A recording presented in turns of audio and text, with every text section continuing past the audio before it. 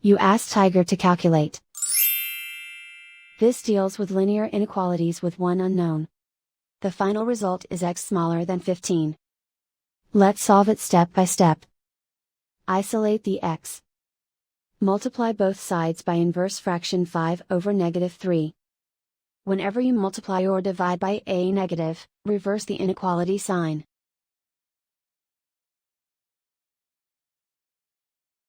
Move the negative sign from the denominator to the numerator.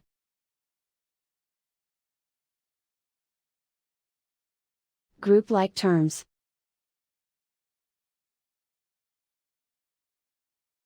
Multiply the coefficients.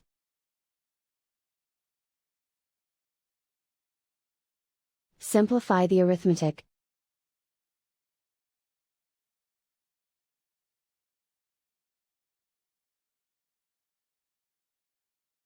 Move the negative sign from the denominator to the numerator.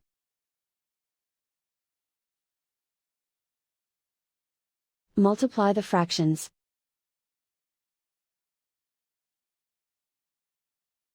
Simplify the arithmetic.